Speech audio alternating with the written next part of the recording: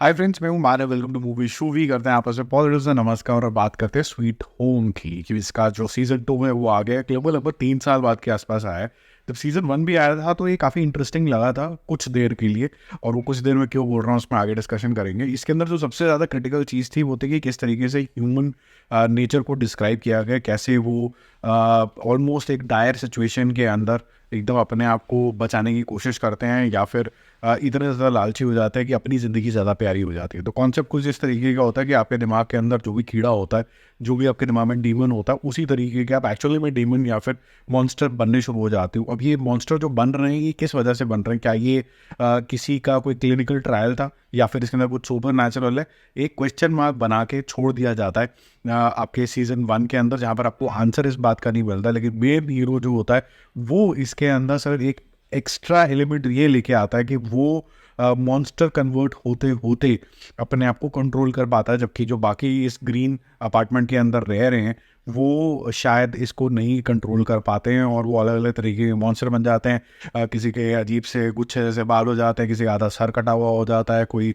लंबा सा इंसान बन जाता है, कोई हल्क जैसा बन जाता है। अब इन मॉन्स्टर से जो बाकी के रेजिडेंट है उनको बचना है, और अगर वो इन्फेक्ट हो गए तो फिर वो भी इस तरीके के मॉन्स्टर बन जाते हैं, एक्सेप्ट वन गाय जो कि यहाँ पर हीरो है। तो अब ये हीरो की जो कहानी है वो नेक्स्ट लेवल पे यहाँ पर जाती है, जहाँ पर ये ग्रीन हाउस के अंदर ऑलमोस्ट फंसे हुए होते हैं। वहाँ से ये एक्सटर्नल वर्ल्ड के अंदर भी जाते हैं। एक्सटर्नल वर्ल्ड के बाद क्या ये इसका इलाज ढूंढ पाते कि नहीं ढूंढ पाते, उसका मैं आपको अभी बता देता हूँ। वो तो क्लियर भी कर दिया नेटफ्लिक्स ने कि नहीं ढूंढ पाते। बट तो जितना भी सर्वाइवल की बात है वो सब आपको यहाँ पर देखने को मिलती है।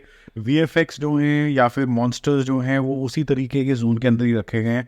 आपको 2020 में जब ये आई थी, या फिर 2023 की जो अभी अब आई है, जहाँ पर गवर्नमेंट का प्ले, मिलिट्री का प्ले भी और ज़्यादा बढ़ जाता है, कुछ बहुत ज़्यादा सिग्निफिकेंटली अपग्रेड आपको नहीं लगता है। वही मॉन्स्टर से बचना है। कभी कभी ना बीच बीच में आपको इस तरीके की चीज़ें दिखते रहेंगी।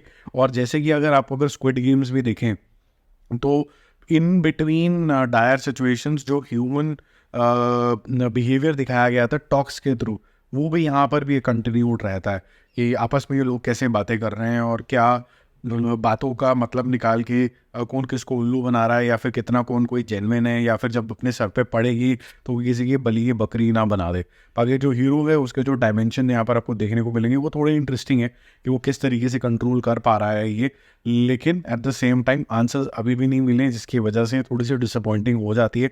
मैं इसको कोई बहुत ज़्यादा लेंदी नहीं रखूँगा, क्योंकि यहाँ पर कैरेक्टर डेवलपमेंट के अंदर क्या किया गया, उनके बैक स्टोरीज़ के अंदर भी गए हैं। बैक स्टोरीज़ के अंदर गए और आए गए हो गए, और इतने सारे कैरेक्टर्स और नए कैरेक्टर्स भी इंट्रोड्यूस होने की वजह से सब कुछ आया गया जैसे जाने लगने लग जाता है। आपको किसी से भी इमोशनल रुक नहीं होता है, और एक ओवरऑल बेसिस पे एक थोड़े कार्टूनिश जोन के अंदर ज़्यादा चली जाती है। मुझे नहीं लगता कि मैं इसका सीज़न 3 भी देखने ने ज़्यादा इंटरेस्टेड हूँ। ये ओके ओके मुझे लगी है, कोई बहुत ज़्यादा एक्साइटिंग नहीं लगी है। मेरा मूवी शो स्कोर इसके लिए रहेगा 6/10। 1 भी क्योंकि कॉन्सेप्ट नया था तो इस वजह से थोड़ी ठीक लगी थी, और ह्यूमन बिहेवियर जो था वो थोड़ा सा अनप्रेडिक्टेबल था। कुछ कैरेक्टर्स जो थे वो काफ़ी ज़्यादा ग्रे और डार्क शेड के थे, वो अच्छे लगे थे। और ये जो सस्पेंस बना हुआ था मेन हीरो को लेके कि ये कैसे कंट्रोल कर रहा है, उसके आंसर्स जो अच्छे तरीके से मिल रहे थे। लेकिन अब की बार जो है वो इसने ज़्यादा आंसर्स मिल नहीं रहे। बाकी जल्दी मिलते हैं और अपडेट्स और रिव्यूज़ के साथ। Stay connected.